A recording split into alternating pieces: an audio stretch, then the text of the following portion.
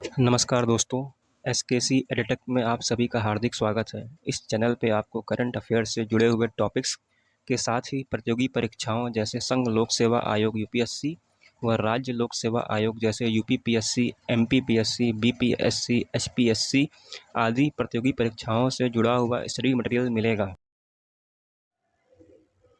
UPPSC RO 2022-2023 पर प्रारंभिक परीक्षा का पाठ्यक्रम 2021 बैच का मुख्य परीक्षा हो चुका है और टाइपिंग टेस्ट जो 2021 बैच की थी वो 11 अक्टूबर से 14 अक्टूबर के बीच में हो चुकी है। अब इसका फाइनल रिजल्ट जो है संभावित नवंबर या दिसंबर में आ जाएगा। अब आगामी 2022-2023 का जो एग्ज़ाम होगा उसका नोटिफिकेशन जो दिसंबर के लास्ट में या जनवरी के फर्स्ट वीक तक आने की उम्मीद है। और परीक्षा 2022-23 की परीक्षा जो होगी प्री एग्ज़ाम की वो संभावित है कि आपका मार्च के आखिर में या अप्रैल के फर्स्ट वीक में होने की उम्मीद है। तो आप सभी अपनी तैयारी जारी रखें।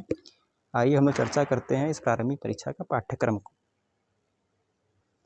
तो सबसे पहले आपको मैं बता दूं कि ये परीक्षा एक दिन में होती है और 2 पेपर होते हैं। पहला सामान्य अध्ययन का पेपर होता है जिसमें समय 2 घंटे के होते हैं और 140 नंबर का इसका एग्ज़ाम होता है। प्रत्येक प्रश्न इसमें 1 नंबर के होते हैं और इसमें कौन कौन से टॉपिक्स जो आपको जो इस फर्स्ट पेपर में आएंगे उसको आपको पढ़ना है वो है सामान्य विज्ञान। इस सामान्य विज्ञान में भी 3 पेपर होते हैं जिसमें आपका होता है फिजिक्स, केमिस्ट्री, बायोलॉजी है, जिसको आप हिंदी में कहते हैं कि रासायनिक विज्ञान, भौतिक विज्ञान और जीव विज्ञान। तो सामान्य विज्ञान में भी जो सबसे ज़्यादा वेटेज जो यूपीपीसीएस जो एग्ज़ाम लेती है यूपीपीएससी वो जो वेटेज देती है वो बायोलॉजी को देती है। उसमें भी आपको अगर आप जो है विटामिन से जुड़े हुए प्रश्नों को देखेंगे तो ज़्यादा पूछे जाते हैं। तो आपको इस हिसाब से आपको तैयारी करनी है अपनी। पढ़ना आपको सब कुछ है लेकिन आपको एग्ज़ाम के पर्पज़ से देखना है कि आपके प्रश्न पिछले कई सालों से क्या प्रश्न का पैटर्न है, क्या चीज़ें पूछे जा रही हैं, उस हिसाब से अगर आप अपनी तैयारी करते हैं तो आप निश्चित सफलता इस एग्ज़ाम में पाएंगे। दूसरा जो हमारा टॉपिक है उसमें भारत का इतिहास। तो भारत के इतिहास को भी 3 पार्ट में बाँटा गया है जो प्राचीन है, मध्यकालीन और आधुनिक। तो प्राचीन इतिहास में आपको जो है प्राचीन इतिहास में आप सिंधु घाटी की सभ्यता से जुड़े हुए प्रश्न आप इसमें देख सकते हैं। मध्यकालीन में आपका दिल्ली सल्तनत और अकबर काल जो है मुग़ल काल है, इससे प्रश्न आते हैं। इसमें आप इसको आप देख सकते हैं। उसके बाद फिर जो है आधुनिक भारत में आप बात करेंगे तो इसमें जो है जो राष्ट्रीय आंदोलन हुए थे, जो भारतीय राष्ट्रीय आंदोलन, सो गांधी जी से जुड़े हुए प्रश्न हैं। और इसमें आपके आप देखेंगे तो स्वतंत्रता मतलब क्रांतिकारियों से जुड़े हुए प्रश्न आते हैं। और कितने जो आंदोलन हैं, किसान आंदोलन हुए हैं और बहुत सारे जो आंदोलन थे भारतीय राष्ट्रीय आंदोलन में, इन सारी चीज़ों से आपके इतिहास को आप पढ़ सकते हैं। भारतीय राजतंत्र, अर्थव्यवस्था और संस्कृति। भारतीय राजतंत्र मतलब पॉलिटी, आप पॉलिटी के लिए लक्ष्मीकांत की किताब को भी पढ़ सकते हैं जो इस एग्ज़ाम के लिए सफिशिएंट है मेरे हिसाब से। और अर्थव्यवस्था है, भारत के परिप्रेक्ष्य में अर्थव्यवस्था और भारत की संस्कृति। तो आप ये जो भारतीय राजतंत्र, अर्थव्यवस्था और संस्कृति को आप अच्छे से पढ़ सकते हैं। फिर आती है भारतीय कृषि, वाणिज्य में व्यापार। तो भारतीय कृषि में आप भारतीय कृषि से जुड़े हुए क्या कृषि पद्धति है भारत की, क्या उत्पादन भारत में होता है, उसके आय क्या क्या चीज़ें यहाँ पर उत्पन्न होती हैं, कौन से सीजन होते हैं कृषि के, अभी आधुनिक तकनीकी से कृषि किस प्रकार की जा रही है, इस तरह की चीज़ों को आपको करंट अफेयर्स को देखते हुए पढ़ना है। वाणिज्य, भारत का वाणिज्य कैसा है, उसका व्यापार कैसा है, इन सब टॉपिक्स को आपको अध्ययन करना है प्रथम प्रश्न पत्र के लिए। फिर आता है इसमें जनसंख्या, पर्यावरण एवं नगरीकरण भारतीय परिप्रेक्ष्य में। तो भारत की जनसंख्या, उसका पर्यावरण कैसा है, उसमें भारत में नगरीकरण कैसा है, इस टॉपिक पे भी आपको विस्तृत से पढ़ना होगा। फिर आता है विश्व भूगोल तथा भारत का भूगोल और प्राकृतिक संसाधन। तो आपको इसमें वर्ल्ड हिस्ट्री, वर्ल्ड ज्योग्राफी पढ़नी है, विश्व का भूगोल पढ़ना है, फिर भारत का भूगोल पढ़ना है और प्राकृतिक संसाधन पढ़ने हैं। फिर आता है अधुनातन राष्ट्रीय एवं तथा अंतर्राष्ट्रीय महत्वपूर्ण घटनाक्रम।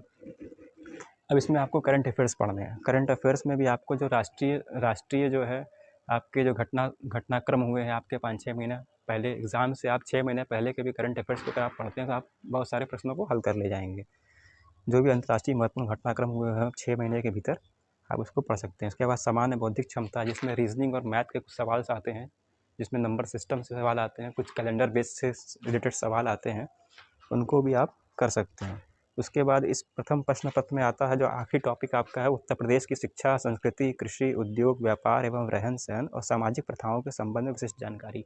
यानी यूपी स्पेशल की आप एक किताब पढ़ सकते हैं, जिसमें आपको यूपी के बारे में सब कुछ पता चल जाएगा और उत्तर प्रदेश से जुड़े हुए प्रश्न जिसमें ज़्यादा आते हैं, इसलिए आप इस टॉपिक को आप न छोड़ें, इसको आप अवश्य पढ़ें। आइए चलते हैं आगे हम लोग। अब इसका दूसरा प्रश्न पत्र जो होता है वो 1 घंटे का होता है, जिसमें सामान्य हिंदी 60 नंबर का होता है। 60 प्रश्न इसमें आते हैं, एक प्रश्न 1 नंबर का होता है, जिसमें आपको ये 6 टॉपिक आते हैं: विलोम, वाक्य एवं वर्तनी शुद्धि, अनेक शब्दों के एक शब्द, तत्सम एवं तद्भव शब्द, विशेष और विशेषण, पर्यायवाची शब्द।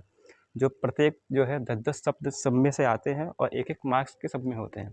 इन 60 में से आपको जो है मैक्सिमम जो है, अगर आप जो है 50 प्लस या आप कह सकते हैं कि 55 प्लस नंबर इसमें जो है अभी भी अभ्यर्थी जो है इसमें लेकर आ रहे हैं। 55-56 को बहुत सारे अभ्यर्थी पिछले वर्षों से देखा जा रहा है कि 58 तक नंबर भी 60 नंबर में लेके आ रहे हैं। जो मेरिट बनाती है इस एग्ज़ाम का वो आपको ये सामान्य हिंदी बनाती है, जिससे आपका चयन मुख्य परीक्षा के लिखने के लिए होता है। पूरा पेपर जो है 200 नंबर का होता है और 140 नंबर का प्रथम प्रश्न पत्र, द्वितीय प्रश्न पत्र जो है वो 60 नंबर का होता है। 200 मार्क्स में से जो मैक्सिमम जो आपका कट ऑफ लाने के लिए आपको 125 से 130 नंबर प्लस चलना होता है। इसमें प्रथम प्रश्न पत्र में आपको कम से कम जो है 125 क्वेश्चन हल करने होते हैं और जब आपका मैक्सिमम जो है कम से कम आपका 90 नंबर प्रथम प्रश्न पत्र में आना ही चाहिए। और इस हिंदी सामान्य हिंदी के प्रश्न पत्र में आपका कम से कम जो है, अगर आप जो है 40 से 45 नंबर 50 नंबर भी लेके आप आते हैं तो 140, अगर आप 140 का प्लस का टारगेट लेके आप चल रहे हैं तो आप इस प्री एग्ज़ाम को क्वालिफाई करके आप मेंस लिखने के लिए मेंस में शामिल हो जाएंगे, आप मेंस को लिख पाएंगे आप। तो आशा करता हूँ आपको ये जानकारी पसंद आई होगी और इसी तरह की जानकारी के लिए हम आपके बीच अलग अलग टॉपिक पे वीडियो बनाकर लाते रहेंगे और आप सभी का आशीर्वाद प्रेम बना रहे। बहुत बहुत धन्यवाद। इस वीडियो को शोध करके बनाया गया है, फिर भी मानवीय त्रुटि संभव है। अगर आपको कोई त्रुटि मिलती है तो आप मुझे कमेंट बॉक्स में बता सकते हैं। साथ ही आप अपना बहुमूल्य सुझाव भी दे सकते हैं। बहुत बहुत धन्यवाद। जय हिंद, जय भारत।